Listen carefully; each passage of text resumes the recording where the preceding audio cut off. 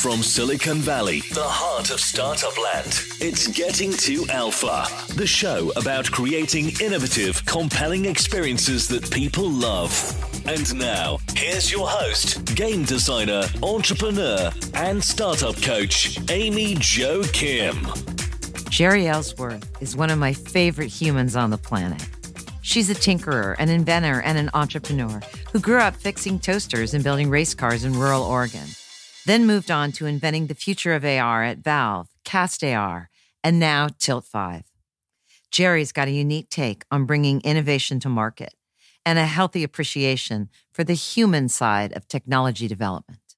I didn't realize the virtuous feedback loop of mentors until later in my career. I recognized that there's this feedback loop that you can get going. Like the machinist that taught me how to turn metal and weld and do all of these crafts that you just can't read about.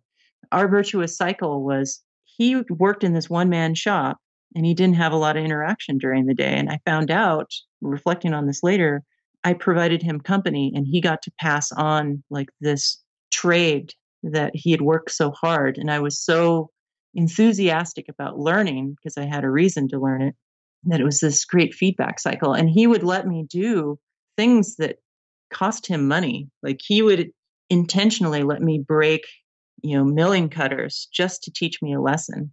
Thinking back on it, he would pretend to be upset, but, I could see in his eyes that he actually enjoyed when I would mess up and actually learn those valuable lessons. Listen in and discover how a quirky kid transformed herself into a Silicon Valley powerhouse.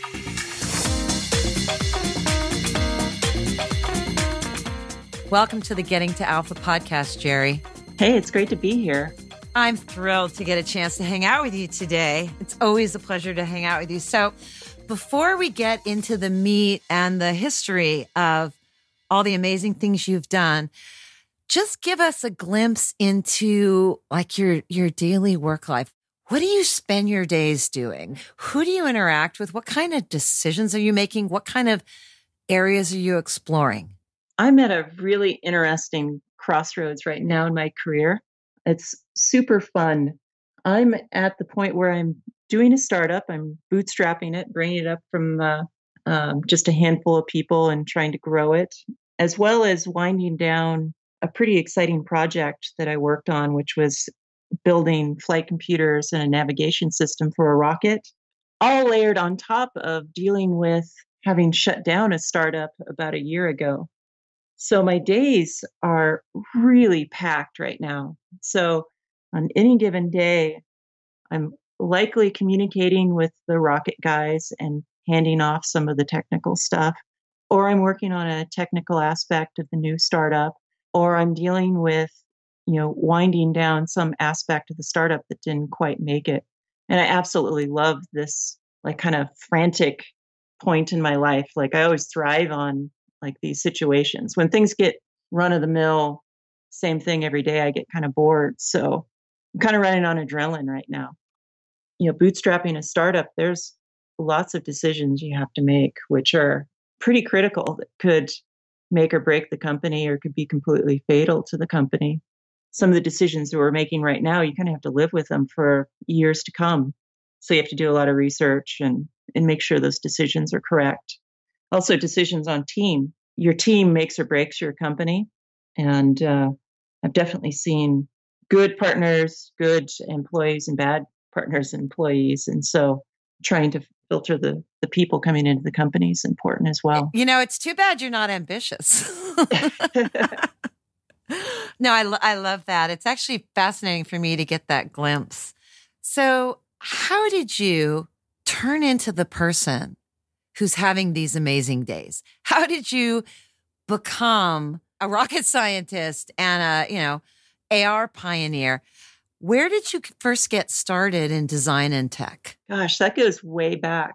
I think it was something that was kind of innate in me. Like ever since I was a young kid, I was super fascinated with technology. And I did not like not understanding why something did what it did. So at an early age, I would take apart all my toys to try to figure out how they work. Like I was probably like somewhere between the age of like 6 and 9 years old or so when I would be ripping apart all my toys. It got to the point where my father was so frustrated, he stopped buying me toys. He owned a gas station at the time, and he put a box out in front of his gas station with a sign like, please bring your broken electronics.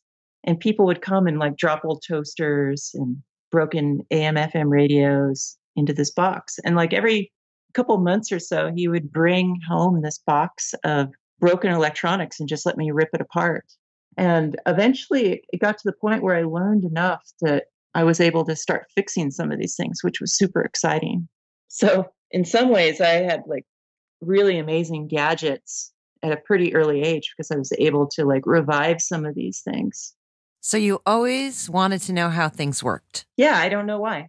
I just needed to know. As I got older, I started learning how to like build my own things instead of just kind of fixing things. I started changing some of these, devices I got, or building complete circuits on my own, or mechanical things. And eventually, I went through this kind of wild phase when I was in high school because I was kind of a picked on kid. So it was a little weird. And I found that if I was a little edgy and a little bit, kind of extreme, kids would leave me alone and actually respected me a lot more. And I got into auto racing, which was a pretty interesting thing. And I eventually started building my own race cars and racing this race circuit up and down the I-5 corridor in Oregon, multiple little dirt tracks. I think it was about 4 or 5 years into racing, I decided I was going to quit. I was just tired of the rough lifestyle and I was changing as a person. But there was another situation that had happened. I was visiting with one of my high school friends. He had kind of moved on in his life. He'd bought a house. He had his kind of man cave out in his garage, and I was over there visiting, and he took me out of his garage and he showed me this PC computer that he had built. And he told me, he's like, I tricked a wholesale vendor into selling me these parts. And this 486 computer, normally would cost about $1,200, but I got all the parts for $600. Isn't that an amazing deal? I'm like, wow, that's a lot of profit. Why don't we open a computer store? And so that night, just at spur of the moment, I'm like, let's open a computer store. And this is 1995. Windows 95 hadn't come out yet.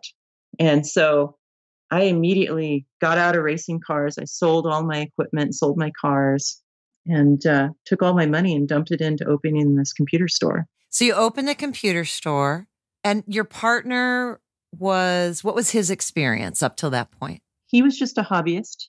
He actually knew more about Windows PCs than I did. Windows 95, in the process of putting this computer store together and figuring out how to do that, Windows 95 came out. He became an expert in installing Windows, which was not an easy thing.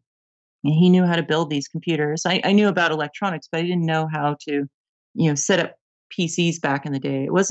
There was nothing plug and play about the computers back then. You had to do a lot of configuration to get the things to even turn on. But you had an entrepreneurial instinct. Yeah. I mean, when I was racing cars, I didn't just race the cars. I built the cars and sold them as well. And I think that probably comes from watching my father bootstrap his gas station business. Like, he started that business when I was 4 or 5, and he went through a lot of struggles, trying to get that off the ground. And so I think that was good to be exposed to that. So when I got into racing, it's like, well, there's money to be made here. And so I would build cars for other people and make money on that, as well as the purse that I would win at the tracks for winning races.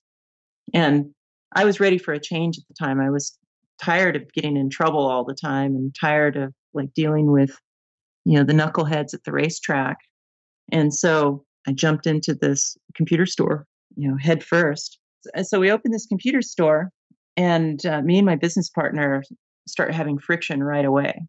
Like, I'm really rough around the edges, and he's just who he was. And he eventually like pushed me out of the business, which was really tragic. And the business was really taking off. And at this time, I was in this little town, not a lot of opportunity. I was sitting in my little apartment, no money left because I dumped it all into the computer business, felt kind of hopeless, like trying to figure out what to do, crying a lot. and talking to my friends. I'd ask my friends, like, well, what should I do? Talk to my father, what should I do? And everyone's like, well, you should just get a student loan and go to school, get your GED and go to college. But, one night I was just sitting there. I'm like, no, I'm not going to do that. It's like, I'm out for revenge. So I scraped together every penny I could get. And I found in an adjacent city, it was an old barber shop. It was a 1-seat barber shop. And I rented this place super cheap, ripped the barber chair out, moved out of my apartment, broke my lease, moved into the back of this barber shop and opened a computer store. And I didn't have any money to buy inventory. So I'd go over to my business partner's dumpster and I'd get all these like colorful boxes that the electronics came in, and I just put them on the store fixtures and it made it look like I had inventory. And when a customer would come in, they'd want a sound card or something and be like, well, that one is reserved right now. If you give me half the money, I'll get you one here in 3 days. And that's how I bootstrapped the business. It was pretty brutal. And this is where I ran into probably one of my most influential mentors. So I'm struggling. I'm living in the back of this computer store. It's like so bad. At one point, the police stopped by and told me if I kept throwing garbage into the neighbors' trash cans, because I couldn't afford garbage service, that they were going to cite me, which was very embarrassing. And they did this in front of one of my customers. But across the street was this insurance salesman who took an interest in mentoring me. And so he'd come over on his lunch break and he'd bring me, ramen noodles and food and stuff, and which was very I really appreciated that. And he found a way to kind of break through this hard shell that I had, because I was still like really goth and I would swear in front of customers and I was not relatable at all. And he'd start teaching me about relatability. And he's like, well, to gain the trust of your customers, you need to be relatable. Like, I know you have this side to you, but sometimes you have to kind of change your appearance. And I took that to heart, and I slowly, even though it was really difficult, I started changing my appearance. I started taking his advice on like how to communicate with customers.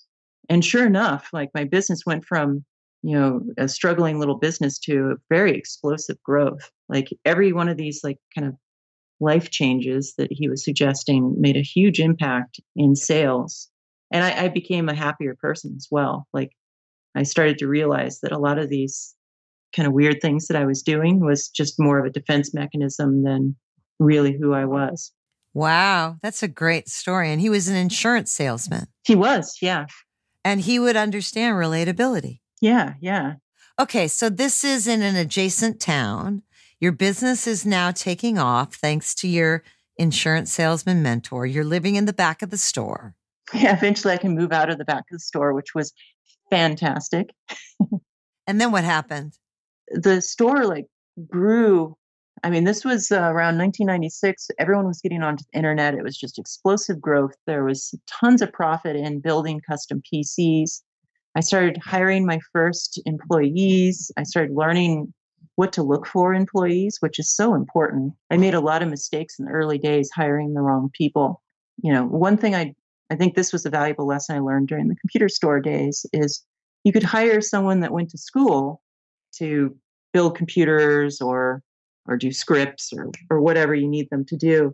But if they're not passionate about it, they're not going to be nearly as effective as if you find that person that they just live and breathe what they do.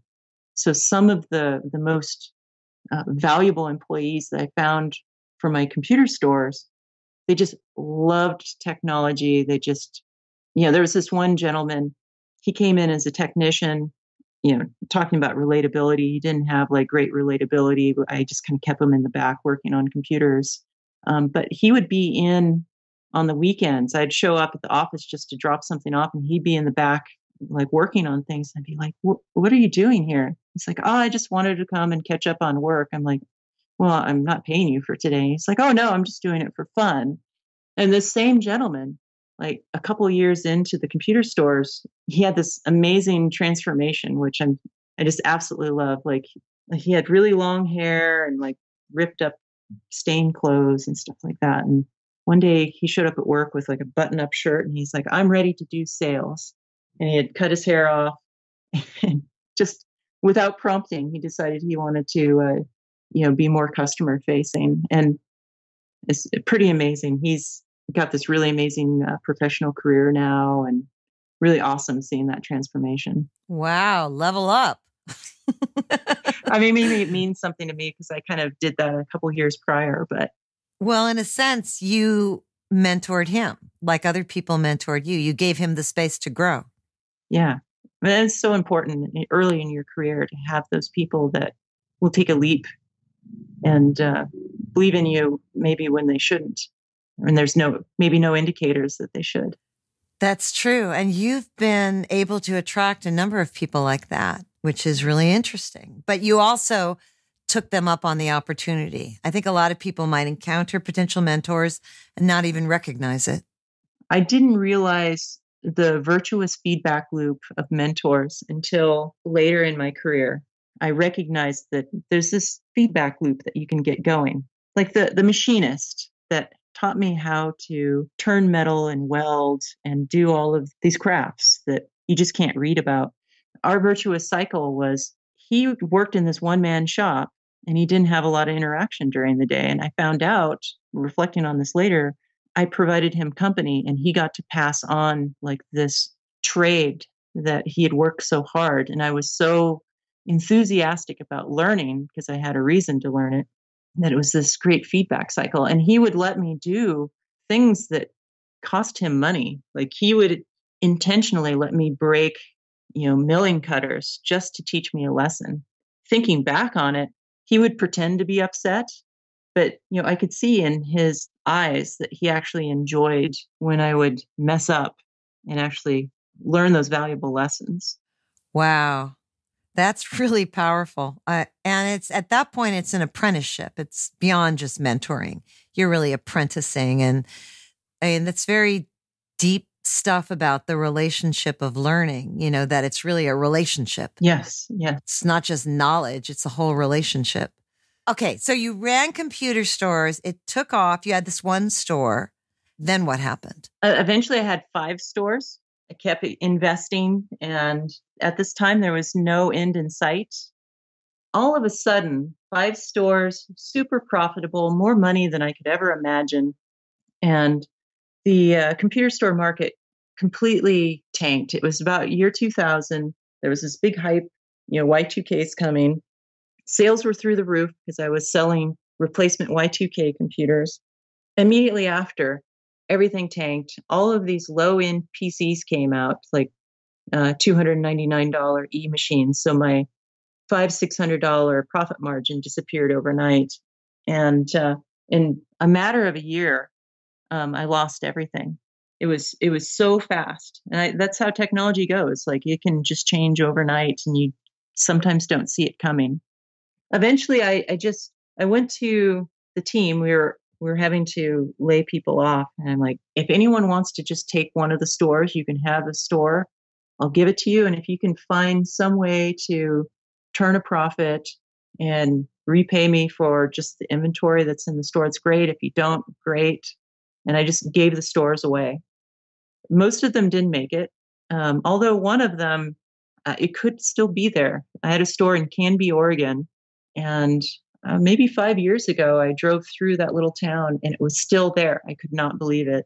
I walked in and looked around and I couldn't spot anyone that I recognized, but pretty amazing. Wow. So during this time when I had the computer stores, I had continued working on electronics and actually had money to buy tools, like really good tools. And I got into doing these things called FPGAs and CPLDs. They're these programmable chips that can emulate what a full custom microchip can do. And I was really passionate about that. I thought they were really neat devices. And I started building circuit boards and designing circuit boards to hold these chips. And I was just doing kind of passion projects. So I would take one of these chips and I would program it up to generate video. And I would take one of these chips and program it up to do audio and input, like for keyboards and mice and things like that. And so when my computer store imploded, I went to my father. I'm like, well, what should I do? And he's like, well, this was a good run. You should go to school, which was his default thing to say. And asked all my friends, and there was no clear answer. So I'm like, well, I've always wanted to build and invent things. So why don't I just start going to Silicon Valley and see if I can get a job, designing electronics? And so I started flying down to Silicon Valley and going to all these different events like design automation and, ESC and these different trade shows and meeting people and trying to find a way to get a job doing what I was really passionate about.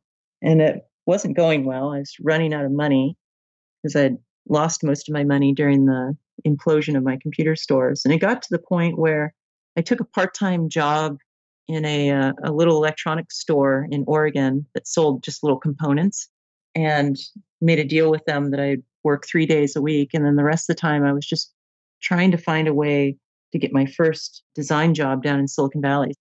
And so I'd go to these trade shows and I would get interviews, but then I would never make it through the interview. And a lot of times I'd get walked out of the interview early, which was really frustrating.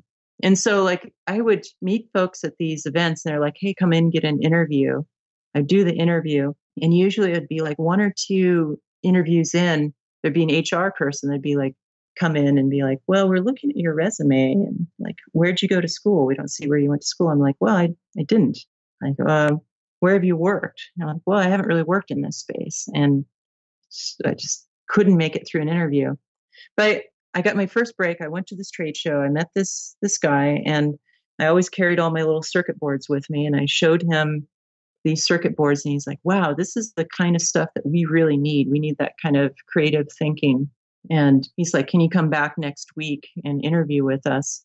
I show up to the interview.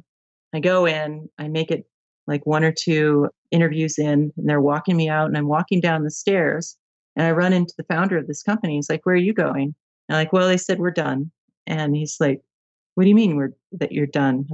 He's like, have you even talked to any of the engineers yet? I'm like, no, I don't think so. And he's like, come with me. And so he took me back upstairs. He grabbed a bunch of the engineers and put us in a conference room. And he just did a group interview where he moderated the whole thing and just like forced it to happen, which was amazing. Like someone that took a chance on me. That was kind of like the first little springboard. And from that, I was able to get another little job and another little job. And I just did, half dozen of these little tiny jobs and started to get a reputation as the person that will do whatever it takes to get the design done. And so the early part of my career was just hopping from little contract to little contract. And I padded out my resume, which was so important. Once I got that padded out, and then I started to get a reputation and people would refer me, then it became a lot easier to get gigs and keep food on the table. And then I got a big break. So on the side, I've always been passionate about building and inventing things, especially electronic devices. And so on the side, I'd been reverse engineering some of the old computer systems from the 80s, like the old Commodore 64s. And I was fairly public about it online and showing my work. And a toy company spotted that I had been reverse engineering the old Commodore 64 computer, which was super popular in the 80s. And there were a lot of really great video games written for it. And so they wanted to build a joystick that had a single chip in it that emulated the Commodore 64, and it had a bunch of video games built in it. So you could plug it into your TV and slap some batteries in this thing and play your favorite games. And so they contacted me and they're like, we need someone to do this. Can you do this? And this was a full custom chip, which I'd never done before. And so I just took a deep breath and said like, yeah, no problem. Had no clue. I knew the mechanics of doing a chip design. So I came up with this plan where I would use FPGAs to emulate them at first. And so I went out and I put a team together that would do the software side, because there was a little software work to make menus and stuff to select the games. And then I set out to make a developer board as fast as I could with an FPGA that they could work with to write the software on. We put this whole project together in an amazing amount of time. And somehow I stumbled through all the back end process of making a full custom. And that was really humbling, having to work with these foundries and let them know, like up front as I was working with them, that I had no clue how to translate this FPGA into a full custom ASIC. Somehow in, I don't know, it was probably about an 8-month project, which now that I look back, it's so hard to like pull off anything like that in 8 months, but we managed to do it. Did full custom chip. We didn't have enough time to do any test chips. So the toy company did what's called a hot lot, where they just push the chips through untested. And they spent like millions of dollars building these chips untested, which was super frightening for me. Like if I messed one thing up, like I just cost them millions of dollars. And they were going to produce 250,000 of these devices, the first production run, which was well beyond anything I'd ever done before. So it was a scary, scary moment. So the chips came back, they sent them to China, they mounted them on the circuit board, and I got this angry phone call from this irate New York toy executive screaming at the top of his lungs that the toys didn't work. They had bonded these chips down and they were just dead. He's like, tomorrow, or as soon as you can, you're getting on a plane and going to China, and you're going to fix this. So that was pretty intimidating. So figured out how to get my passport in line and get over there as fast as possible. And I get to the factory, first time to China. They hand me one of the pre-production units. I open it up and I pushed on the back of the circuit board and the thing fired up. And I was like, huge sigh of relief that it wasn't completely dead, that I hadn't completely botched the design. And so it turns out that the design that I had sent over to them, the Chinese factory had decided that they wanted to cost reduce it on their own to improve their bottom line. And so they removed a bunch of components from the design, and they had re-laid out the circuit board in such a way that it would never work. I don't know if I would ever do this again, expose myself so much, but this was a bit of a passion project for me because my first computer was this Commodore 64 computer. And so me and the programmers, we put a bunch of Easter eggs into this toy. And some of these Easter eggs included like pictures of the programmers drinking beer with like famous programmers. And I put instructions on how to take the screws out of the bottom of this toy and solder wires to the circuit board so you could download your own games into it or hook a keyboard up to it. And just a ton of love. There were some extra video games in secret menus that you could get to. And I was over at the factory doing, some checkouts on this device, and I dropped into one of these like secret menus, and one of the toy guys saw me drop into this menu, and he's like, "What is that?" And I'm like, "Oh, we added a few things." And he's like, "What? Show me right now what you added." I can't remember what the game was at the time, but there was like a huge scandal going on because there was some racy content that snuck into like a video game, and parents were upset. So the toy guys were freaked out because we had these pictures of like drinking, and we had a game in there where you jumped off of the top of a cliff and you had to like do twirls and land on the rocks below and crack your head open to get the highest score. And so they forbid us from telling anyone about these, secret menus. So I came back, and I was dating someone at the time that was quite the hacker. We made the decision that this was just too good to keep a secret, and that we were going to leak it to the internet anyway. And, just a few people would probably find it. And so my boyfriend at the time helped me make this fake website with everything backdated to look like a blog site. And it was a fake blog as if it was a factory worker who liked to hack on things. And he was working on this new toy. The toy had all these really cool features, and this is how you get into it. And he managed to get this thing to go viral. And that was my first exposure to any kind of viral marketing at all. I didn't even know what it meant, or maybe no one knew what it meant back in 2004. And it went to the top of Slashdot, and there was like all this buzz. It was like 2 or 3 days before this product launched in a very weird retail channel. QVC is where the first product launch was going to be. And this huge buzz, just explosive, took off. And then here comes the phone calls from the mad executive yelling at the top of his lungs that he was going to sue me. Like, oops, I was pretty scared. So you can't put the toothpaste back in the tube, right? Like it had been done. What's interesting is the first week that this launched, they sold out. They sold every unit. There was 70 or 80,000 of them that were allocated to QVC. Boom, they sold out immediately. QVC was completely baffled because they only were launching it domestic in the United States, but about 50% of the orders were overseas. and they weren't even broadcasting, this product overseas. They couldn't figure it out.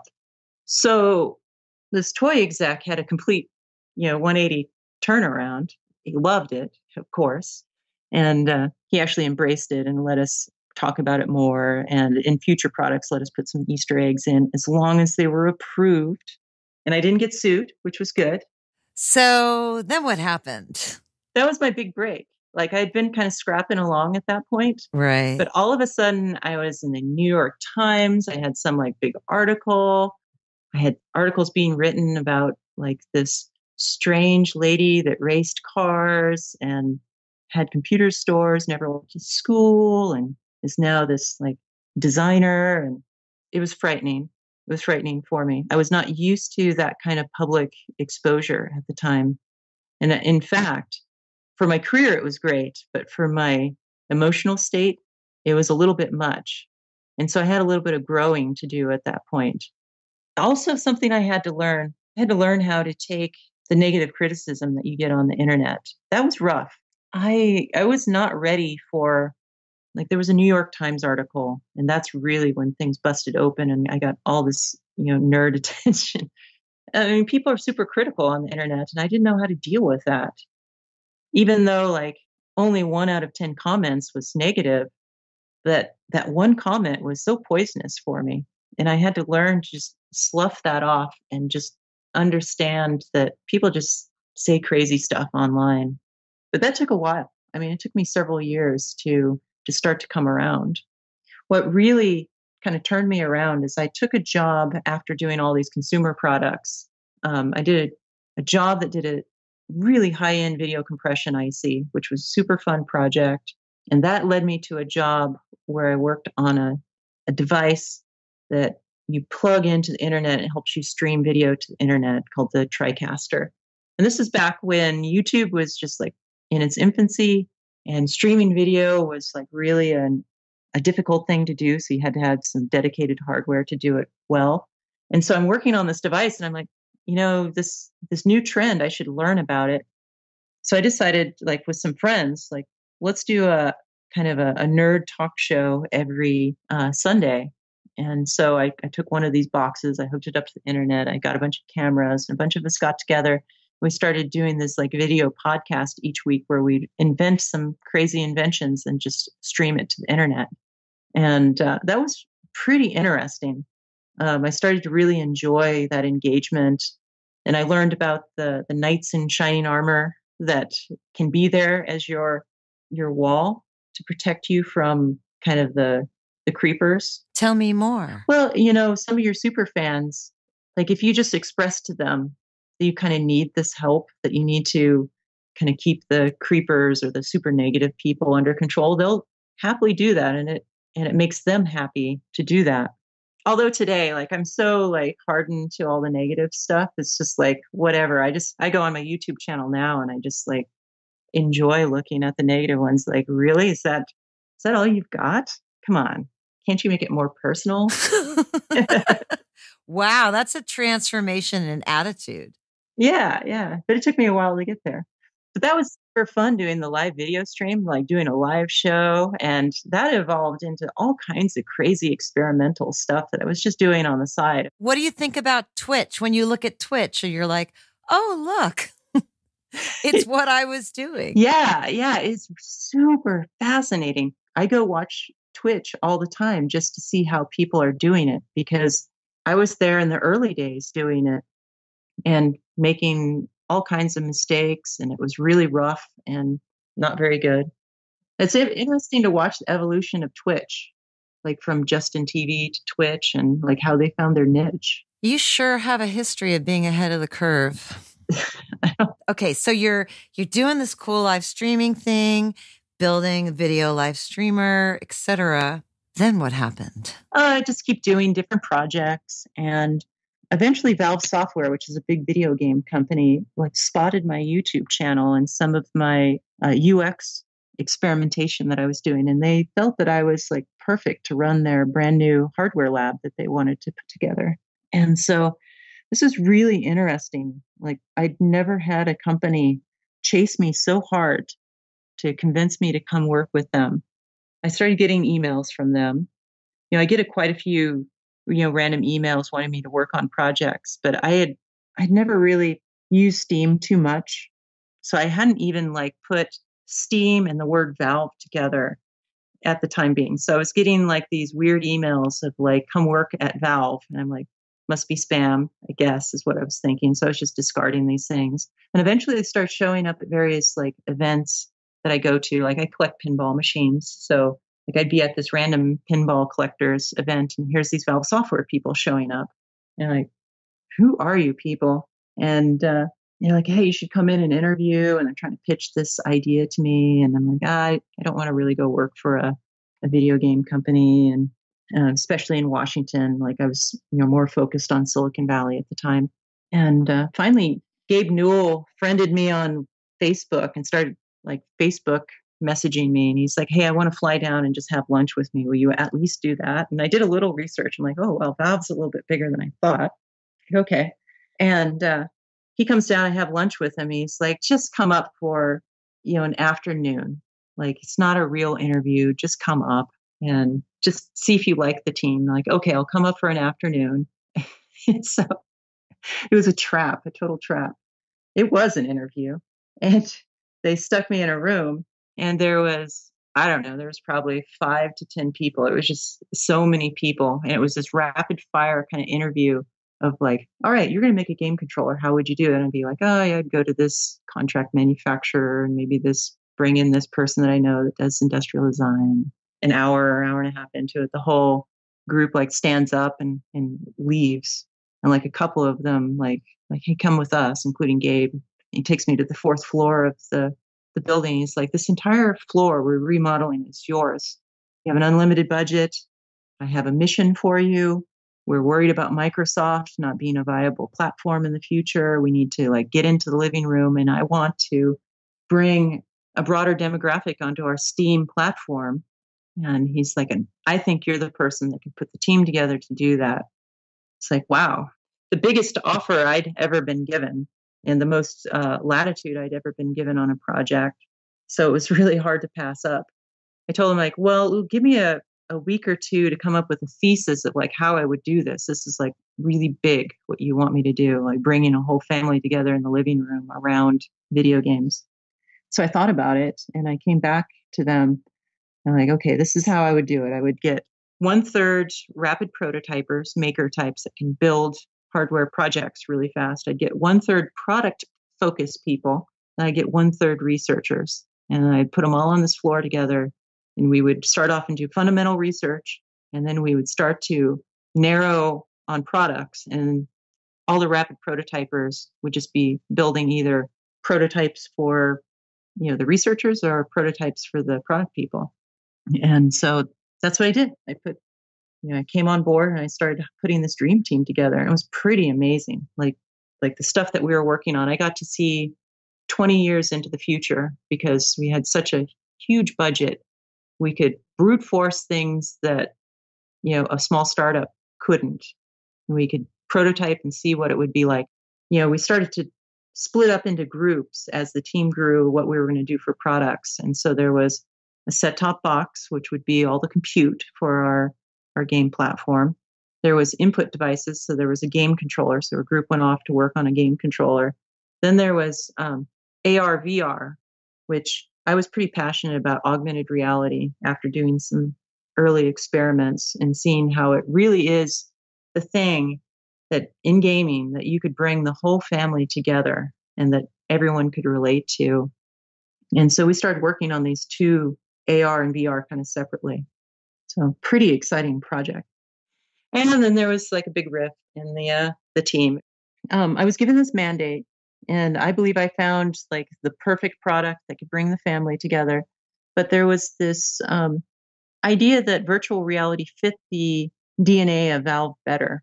So hardcore gamers like virtual reality and the AR aspects were a little too cutesy. So that was kind of maybe the underlying friction there was I was pushing really hard. And, lesson learned, I was pushing really hard for AR.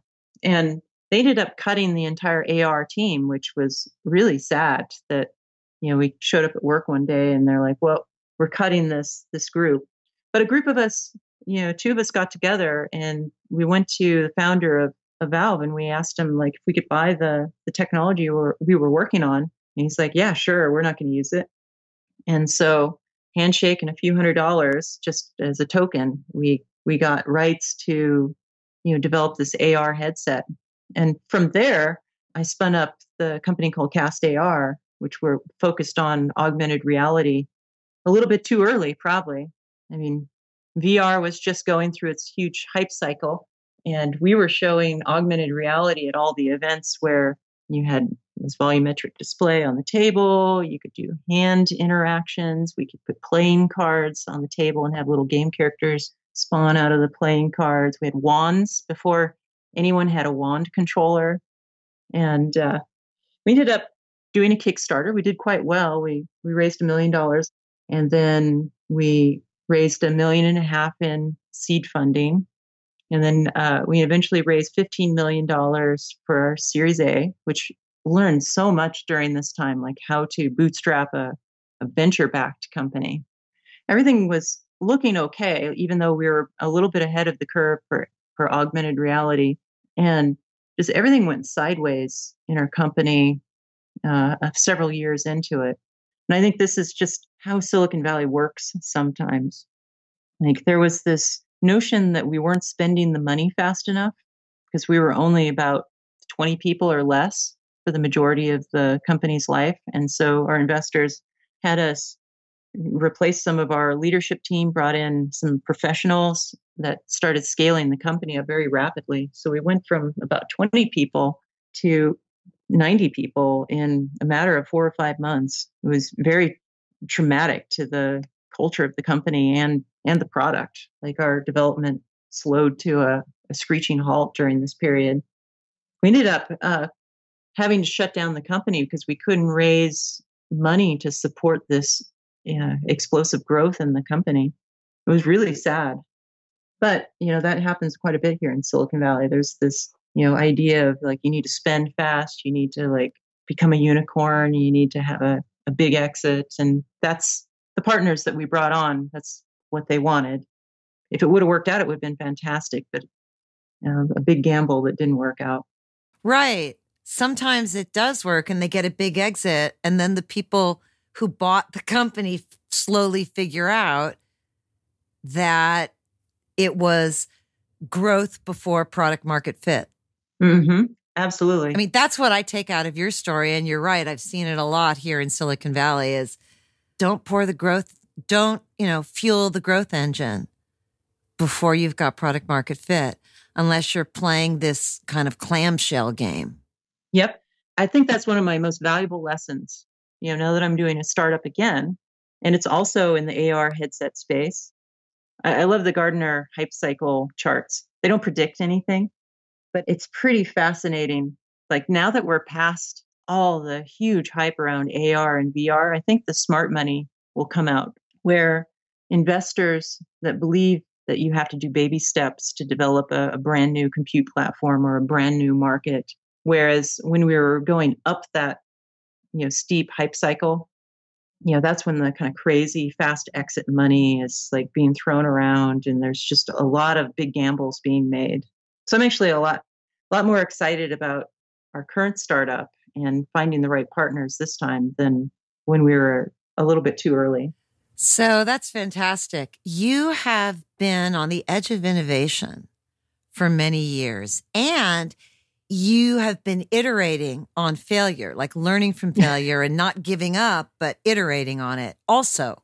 I am so good at failing. So good at it. So, but then you come back bigger. So that's really interesting.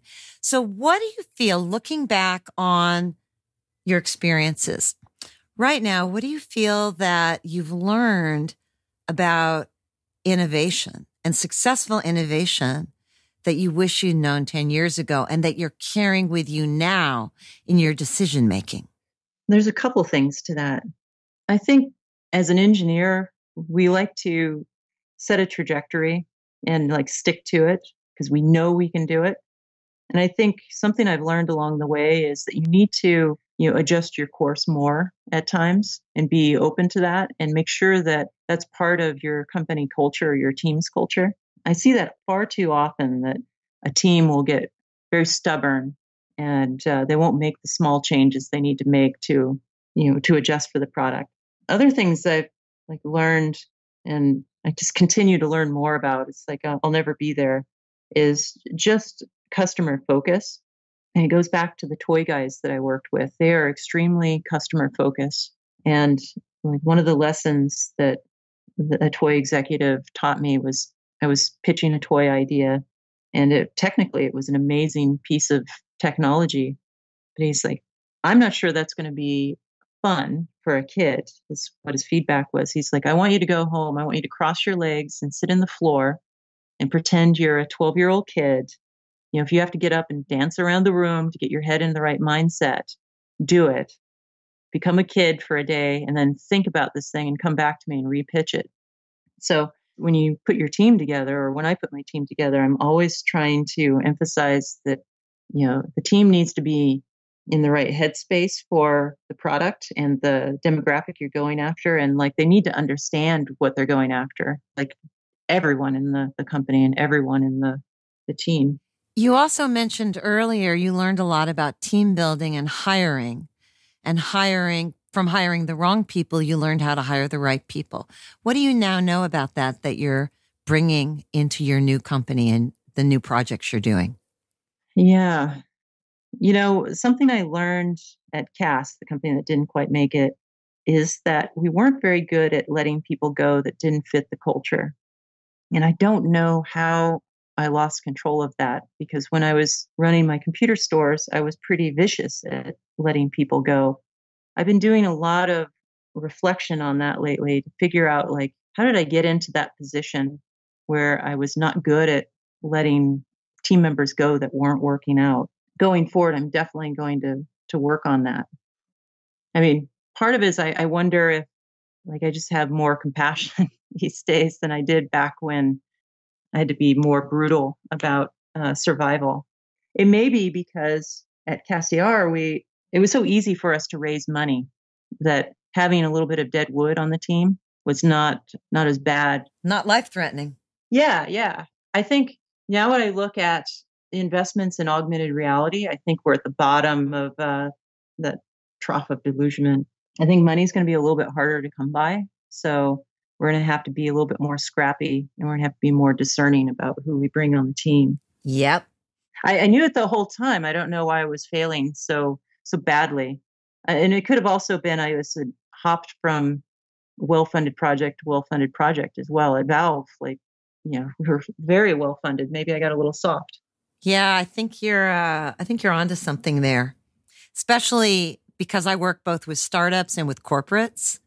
I see that, the effect of the funding and the timelines. Mm-hmm. I think when you're on short timelines, it's really different. Deadwood's really different than long, fuzzy timelines. Yeah. And there's also a dimension to this I'm trying to figure out is in a startup, a lot of times you're not getting the tip top talent because the big companies are really pulling in a lot of the amazing talent because they can just heap money on them and free lunches and back massages and stuff.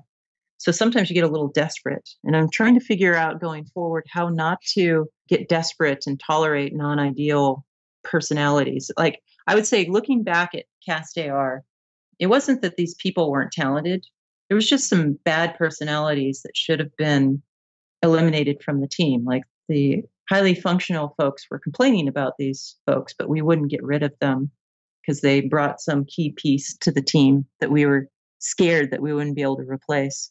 Well, I think there's a lot of facets to this, and I'm still going to have to keep analyzing and see if I can do better. Yeah. Given what you know now, what do you feel is your deepest superpower as a creator? What lights you up? I really like to make a change in the world. Projects that I've really been proud of are ones that I can point to that are big and grand, the toys. It was really fun going to a Toys R Us when they existed. And seeing my product sit there, or better yet, seeing like a hole where people had bought them all. Or, a chip that I worked on ended up in a bunch of TiVo and set-top boxes and televisions. That was like, even though no one in the world knew that I worked on it, just that I could walk by a television set in someone's home and know like, oh, a piece of my DNA is sitting in that television. And I think you asked about superpowers. I think something I'm quite good at and I'm getting better at is I like to iterate really fast on products and kind of sling a lot of mud early on. And I try to validate my course and direction early on in a very simple way, whether it's just thought exercises or it's hot glue and cardboard craft projects. Like, I think those are all valid. And I often bring that to a team where a lot of engineers will get like really hyper focused on the technology and they forget about the customer focus and trying to validate that the direction is correct. It's also a detriment at times too. There's definitely been times in my career where company cultures or teams don't get it. It's always a challenge to walk that line of Jerry's craft time with the hot glue gun can come across as like I'm just screwing around and not being serious. And so I think I need to grow at helping people understand that that's valuable. Prototyping for the win. Yeah. It seems obvious to me, but it's not always obvious in certain organizations. No, and that's a whole nother conversation, but I think there's a lot of deep value and wisdom there. Thank you so much for joining us and sharing your great stories and the painful and valuable lessons you've learned. It's really interesting to see how the threads of your career are actually pretty consistent. Yeah. I still have mentors today, and I actively seek out mentors, and they're super valuable. And whenever I can be a mentor, I try to as well. That's a great way to live life. All right. We'll talk soon. Thank you. Thanks for listening to Getting to Alpha with Amy Jo Kim, the shows that help you innovate faster and smarter. Be sure to check out our website, gettingtoalpha.com. That's getting2alpha.com for more great resources and podcast episodes.